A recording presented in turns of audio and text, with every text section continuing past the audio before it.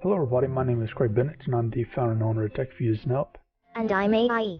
And today we are going to talk about how Newton's three laws affects and it plays a very critical part in orbital mechanics. Now in the background I'm using Kerbal Space Program to show how these affect, because Kerbal Space Program is the closest software that I have to real world space stuff as far as orbital mechanics, getting on a rocket, take off and whatnot. It's a very great program to learn this stuff, and I'll leave a link below on where you can get it, and I highly suggest you check this stuff out. Now as far as things goes, if I go too fast, too slow, then feel free to play with the skip button and whatnot to go forward or go back a little. And the numbers do work as far as pushing the video forward and whatnot. So as far as things goes, again, we're going to talk about the three laws and how they affect, and this is going to be a pretty short program. AI, what are the three laws? The first law is, an object at rest will remain at rest unless acted on by an unbalanced force. An object in motion continues in motion with the same speed and in the same direction unless acted upon by an unbalanced force. This law is called inertia. The second law is, acceleration is produced when a force acts on a mass. The greater the mass of the object being accelerated, the greater the amount of force needed to accelerate the object. Lastly, for every action there is an equal and opposite reaction.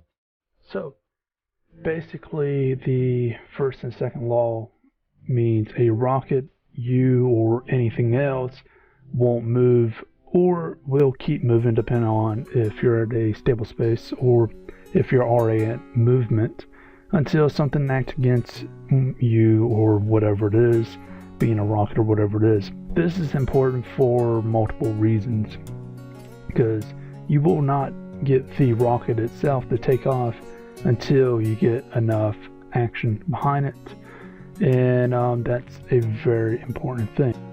By the way, you are in an orbit when you jump. The apopsis and periapsis aren't at the right numbers to get you in an elliptical orbit.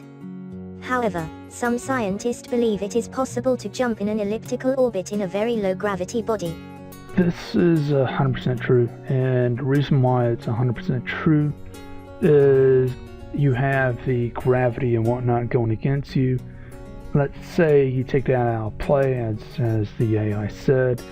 If you put yourself in a low gravity body, let's say the atmosphere is very thin where you don't have to break through it and don't have to deal with that drag, then you can easily run and jump and go into a elliptical orbit, and you kind of will be stuck there until you're either able to grab something or do something to change your mass and speed.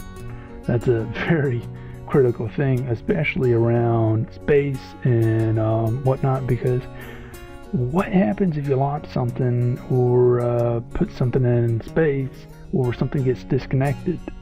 It goes around and there's nothing to stop it except for the microatmospheric drag, which will mean that, yeah, the thing will come back down, but within a good 500 years. So yeah, that's the problem. I mean, that's obviously depending on how far out it is. So yeah, that's very important to note. So I wouldn't be jumping around on certain asteroids or certain things, but in the overall, you know, that's very important to note. Now on to Newton's third law. You most likely heard this, and this is one of the most famous laws, physics laws actually, out there to date. It's, for every action there is a equal and opposite reaction. This means the rocket's action is pushed down on the ground with the force of its powerful engines, and the reaction is the ground will push the rocket upwards with an equal force. To put that in layman's terms, in swimming, a person interacts with the water, pushing the water backward, while the water simultaneously pushes the person forward. Both the person and the water push against each other. The reaction forces account for the motion. By the way, it does not matter which is called the action and which is called reaction. both forces are part of a single interaction, and neither force exists without the other. In other words, the mixture between Newton's second and third law will force the rocket and not the planet or whatever it's launching off of to move. This is why it isn't smart to launch a rocket off of a station or a chunk of a small rock or whatever else that has a small mass. And particularly what I mean with this is whatever force they use here to take a rocket off, you don't want to use a enormous amount of force like that on a station or whatnot. In other words, you're going to throw the station out of whack because the forces are massively different, and you're going to throw the rocket possibly off depending on how things go. So it's very important to note that when you're detaching from a station or going from a meteor and detaching from the meteor by launching off a meteor or whatnot with a low gravity mass, the simple fact is use less force. In other words, you're seeing that thing flying through and you just build up the speed for that one thing, which goes into the second law. So anyways, if you got any questions or whatnot, feel free to leave a comment below, or you can email me on techreviewsnote.com or email me on YouTube, and I'll try to get back to you as soon as possible. If you got any tips or whatnot, you can leave them below. This is, as you may know, the first video in the series of orbital mechanics, and depending on how things goes, depending on how deep I'll get.